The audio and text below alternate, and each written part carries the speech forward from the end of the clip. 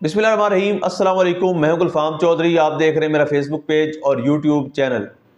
पाकिस्तान की सियासत में अहम तरीन डेवलपमेंट हो रही हैं और मुसलसल डेवलपमेंट्स मुतवक्के हैं। यकीनी तौर पर जो पाकिस्तान के हालात हैं वो यकसर बदलने जा रहे हैं और बड़ी बड़ी तब्दीलियाँ मुतवक्के हैं। इस हवाले से हमारे साथ मौजूद है सिद्दीक जान साहब। उनसे जानते हैं क्या डेवलपमेंट हुई हैं, पहले उनकी बात सुनते हैं फिर उस पर बात करते हैं। देखिए, अभी कुछ कहने का बलस वक्त है क्योंकि ये फ़ैसला जज साहब ने नहीं करना। ये फ़ैसला शायद कहीं और होना है जो इस वक्त तासुर मिल रहा है। ये मैं बात क्यों कह रहा हूँ और यही तकलीफ बात है जिस वजह से हमारी अदलिया जो है वो दिन ब दिन आवाम के अंदर अपनी साख खोती जा रही है। लोगों के अंदर इस अदालती निज़ाम की नफरत बढ़ती चली जा रही है। लोगों का अदालतों पर से एतमाद ख़त्म हो रहा है, ना होने के बराबर रह गया। और ये को पाकिस्तान के लिए ठीक नहीं हो रहा है। ये पाकिस्तान का नुकसान हो रहा है कि पाकिस्तान का एक अहम इदारा जो अदलिया है और अदलिया पर एतमाद कम होना ये पाकिस्तान के लिए इसलिए ख़तरनाक है और खौफनाक है कि जिन मुल्कों में अदालती निज़ाम एग्जिस्ट नहीं करते तो वहाँ पे फिर अल्लाह माफ़ करे वहाँ पे खाना जंगी होती है, लोग कानून खुद हाथ में लेते हैं। तो किसी सूरत भी पाकिस्तान ये अफोर्ड नहीं कर सकता कि पाकिस्तान में अदलिया इस हद तक बेवकूफ़ हो। और यकीन कीजिए कि अब ये टाइम आ गया है कि पाकिस्तान की जो अदालतों की पाकिस्तान की अदलिया के जो बड़े हैं वो अपने ज़ात, अपने मफाद, अपने ओहदों को देखने के बजाय मुल्क का कुछ सोचें, जिस मुल्क की वजह से वो आज इन ओहदों तक पहुँचे हैं। बात यह है कि इनको बहुत कुछ मिला है इस मुल्क की खातिर, लेकिन इस मुल्क को ये कहाँ पर लेके जा रहे हैं, इनको अपने गिरबान में झांकना चाहिए जितने भी बने अदलिया के। अब आप देखें ना, जो आपने बात की, अभी तक अदालत ने नहीं कहा कि डिले कर देंगे, लेकिन हमारे वो दोस्त जो अदालतों की खबरें देते हैं वो ये बता रहे हैं, जिन्होंने पहले भी बताया कि फ़ैसला जो है वो 23 को नहीं सुनाया जा रहा। अच्छा, 23 को या जो भी 23 तारीख 22 तारीख को हमारे दोस्त आके बशीर साहब कहते हैं कि मैंने 2 बजे तक 1:30-2 बजे तक चेक किया तो मुझे ये बताया गया कि जी फैसला सुनाया जा रहा है। लेकिन जुमे और हफ्ते वाले दिन बता दिया गया था, यानी 20 या 21 तारीख को बता दिया गया था कि फैसला नहीं सुनाया जाएगा 23 को। और ये अदालत की जानिब से नहीं, जो इस्टेब्लिशमेंट के करीबी सहाफ़ी हैं उनकी जानिब से बताया गया था कि फैसला नहीं सुनाया जाएगा। अब मुझे बताएं कि फिर इसका क्या मतलब है कि फ़ैसला अदालतों ने करना है या फैसला कहीं और होना है जहाँ से सहाफ़ियों को पहले बता दिया गया। और मैं हैरान हूँ, मतलब देखें ना, यही मुझे अफसोस होता है हमारे जजेस पर, ये जो नासिर जावेद राना साहब हैं। मतलब थोड़ा सा तो वो आप कहें ना, जहाँ मतलब जहाँ से कहा गया उनको, अगर कहा गया कि आप अभी फैसला ना सुनाएं, उनको इतना तो कह दें कि यार मुझे आपने कहा है कि मैं फैसला ना सुनाऊं, तो कम से कम मेरा इतना तो भरम रहने दें कि मुझे ना उस करने दें कि मैं फैसला नहीं सुना रहा। मतलब आप पहले खबरें साफ़ियों को जारी करवा देते हैं, बाद में मतलब मैं तो ये एक एम्बेरसमेंट है ना जज के लिए भी। मतलब मैं ये देखता हूँ कि यार ये जो जजेस हैं हमारे आज जो इस्तेमाल हो रहे हैं, जैसे मोइनुद्दीन खान साहब और जिस तरह के फैसले कर रहे हैं, मतलब साल 1.5 साल बाद चीज़ें बदल जाएंगी लेकिन इनकी इज्जत वापस नहीं आएगी। इनका जो किरदार जो ये अदा कर रहे हैं ये तारीख में लिखा जाएगा, ये इनके लिए कोई माफ़ी नहीं होगी, चीज़ें बदल जाएंगी। अब पहले तारीख चेंज हुई 23 को और कहा गया कि जी 6 तारीख को सुनाया जाएगा। अब बताया जा रहा है कि 6 को भी नहीं सुनाएंगे। वजह वही है कि हमारा जो मौजूदा निज़ाम है ना, ये बहुत बुरी तरह फंस गया है। ये इतना फंस गया, इमरान खान ने इसको ऐसा फंसा लिया है कि जैसे होता नहीं है कि आप किसी जानवर को ज़िबा करने से पहले उसकी टांगें बांधते हैं उसको गिराने के लिए, तो इमरान खान ने इस निज़ाम की टांगें बांधी हुई हैं। इस निज़ाम को अब गिरना है। अब ये निज़ाम इमरान खान से बात कर रहा है, मिन्नत तरला कर रहा है कि यार टांगें हमारी खोल दो, ठीक है बात कर लेते हैं। क्यों? निज़ाम को पता है कि इमरान खान ने जिसकी टांगें बांध ली है ना, अगला स्टेप ये है कि इमरान खान ने इसको धक्का देना और गिराना है। इसकी बचत कोई नहीं है। अब इसकी टांगें इमरान खान ही इस निज़ाम की खोल सकता है। ये अब इनकी परेशानी ये है कि ये इमरान खान को कन्विक्ट करते हैं तो भी इमरान खान का कुछ नहीं जाता, नहीं करते तो इनका कुछ नहीं बचता। अब मसला इमरान खान का ये है कि इमरान खान को आप कन्विक्ट कर देंगे, सो व्हाट, कर देना कन्विक्ट। आपने पहले तोशाखाना फौजदारी केस में उसको कन्विक्ट किया, आपने उसको तोशाखाना नैब रेफरेंस में कन्विक्ट किया, आपने उसको इद्दत केस में, आपने उसको साइफर केस में किया। अब आप इसमें कर देना, पहले भी तो 4 केसों में उसको कन्विक्ट किया, फिर क्या हो गया है? 2 में वो बाइज्जत बरी हो गया है, 2 की सजाएं मुअत्तल हैं, वो बाइज्जत बरी हो जाएगा। और आप ये जो ये तोशाखाना 2 उसमें शाहरुख अर्जुमन साहब जो हैं, माशाल्लाह नाम देखें और अदालत की शान देखें, शाहरुख अर्जुमन साहब जो हैं वो छुट्टियों में भी अडयाला के चक्कर लगा रहे हैं। क्यों? उन्होंने जज लगना है हाई कोर्ट का, नून लीग ने उनको जज लगाना है। जो एडिशनल जजेस के लिए इस्लामाबाद हाई कोर्ट के वाले से बात कर, हाई कोर्ट के जजेस के लिए जो लिस्ट है उसमें इनका शाहरुख अर्जुमान साहब का नाम है और ये इन्होंने इनको हाई कोर्ट का जज लगना है। तो वो छुट्टियों में भी जाके इमरान खान का तोशाखाना 2 ट्रायल जो है वो तेज से चला रहे हैं। और भाई आप इमरान खान को सजाएं देंगे, आप किसी को सजा क्यों देते हैं? आप किसी के खिलाफ सजाएं क्यों करवाते हैं, फैसले क्यों करवाते हैं? 2 ही वजूहत होती है ना।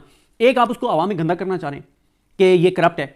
वो तो पूरी पाकिस्तानी कौम को पता है कि इमरान खान का असल जुर्म क्या है। तो हर इमरान खान को दी जाने वाली सजा के बाद इमरान खान की का कद-काठ बढ़ा है, उसकी पॉपुलैरिटी बढ़ी है, उसकी इज्जत, एहतराम, मकाम, मर्तबा लोगों की नज़र में बढ़ा है, तो वो भी आपको फ़ायदा नहीं हुआ। दूसरा ये होता है कि आप सजाएं देते हैं उस शख्स को तोड़ने के लिए, उसको कमज़ोर करने के लिए। उसके खिलाफ आप जितने केस बनाते हैं वो मजीद मजबूत हो जाता है। कहता तुम्हारी ऐसी की तैसी, अब मैं तुम्हें नहीं छोड़ूंगा क्योंकि तुमने एक और केस में मुझे कन्विक्ट कर दिया।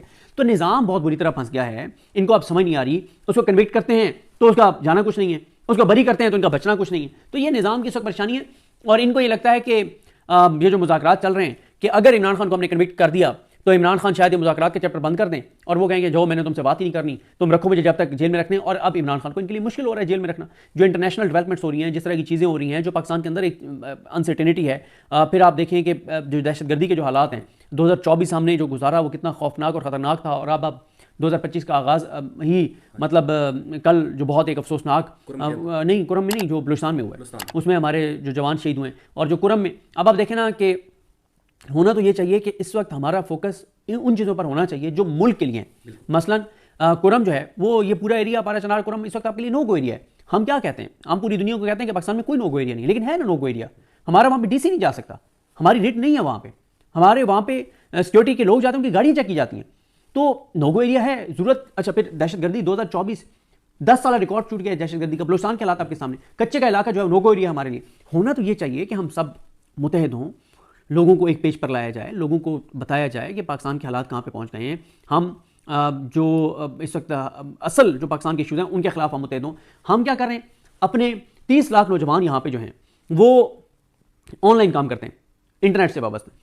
आपने इंटरनेट को तबाह करके 29 लाख घरानों का रोजगार जो है वो स्टेक पे लगा दिए, बजाय इसके कि आप मजीद रोजगार के मौके देते। आप अब ये ऑनलाइन काम कर रहे हैं ना नौजवान लड़कियां और लड़के, वो कोई हुकूमत की कोई उसमें क्रेडिट नहीं है, खुद वो मेहनत करके और उन्होंने काम सीखा वो कर रहे हैं, और पाकिस्तान से बाहर से काम वो लेके कर रहे हैं, पाकिस्तान से बाहर से पैसा आने। आप उनसे भी, उनको भी बेरोजगार कर रहे हैं, आप उनसे भी आप जो है वो रोजगार का हक छीन रहे हैं। तो ये पाकिस्तान का भला नहीं कर रहे।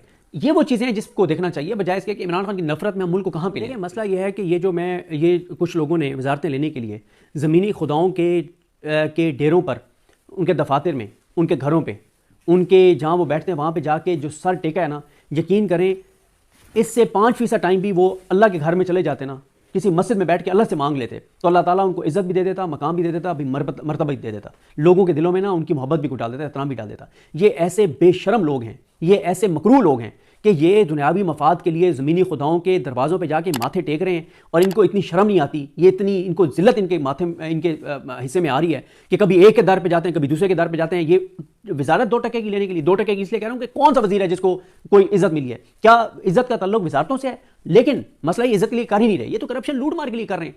और ये अब इस वक्त ना ये जितने इस निज़ाम के साथ लोग लगे हुए थे ना, उनमें ना एक इस वक्त हलचल है, एक भगदड़ है, उनको लग रहा है कि निज़ाम गिर रहा है। अब वो चाहते हैं कि जल्दी जल्दी में वजारतें दो, हम जितना लूट सकते हैं लूटें और बाहर पैसा भेजें।